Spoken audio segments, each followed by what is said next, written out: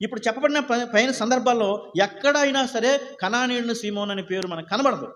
కానీ దేవుని శిష్యుడే ఆయన కూడా, దేవుని శిష్యుడే. ఈరోజు మన జీవితంలో మరుగైన పరిచర్య ఎక్కడా చూపించుకోలేదు. ఎక్కడా నా పేరు లేకపోతే నేను ఈ లోకంలో చాలామందికి ఒక ఫీలింగ్ ఉంటుంది. చెప్పండి, పేరు కానీ లేకపోతే వేరే సహవాసం చూడండి. ఆదివారం ఆ పాస్టర్ గారు అతని పేరు చదవకపోతే అక్కడ వేరే గొడవలు అయిపోతాయి. నా పేరు ఎందుకు చదవలేదు, నేను ఎంత కానికి ఇచ్చాను కదా, ఎంత గిఫ్ట్ ఇచ్చాను కదా, అందరికంటే నేను ఎక్కువ ఇచ్చాను కదా, నా పేరు ఎందుకు మర్చిపోవు. ఇంకా పాస్టర్ గారికి ఇంక అంతే మామూలుగా ఉండదు. కానీ కనానీయుడు సీమోను అలా అనుకోలేదు. నా పేరు ఎక్కడ లేకపోతే లేదు, కానీ ఎక్కడ రాశాడు? జీవ గ్రంథములో. ఎంత గొప్ప ధన్యత.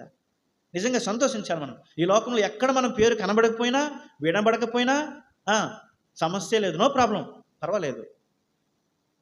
మన పేర్లు ఈ లోకంలో పూర్తిగా మర్చిపోయే వాళ్ళు కూడా ఉంటారు, కానీ దేవుడు మర్చిపోయే దేవుడు కాదు. నీ పేరు అక్కడ రాశాడు, జీవ గ్రంథంలో నీ పేరు ఉంది. ఎంత గొప్ప దేవుడు అంటే అంత గొప్ప ఆధిక్యత దేవుడు ఇచ్చాడు. కనుక మరుగై ఉండడానికి ఇష్టపడ్డాడు, కనబడడానికి ఇష్టపడలేదు. నా పేరు ఇక్కడ లేకపోయినా పర్వాలేదు, కానీ ఇప్పుడు ఎక్కడుందో తెలుసా? జీవ గ్రంథం ముందు నా పేరు రాయబడింది.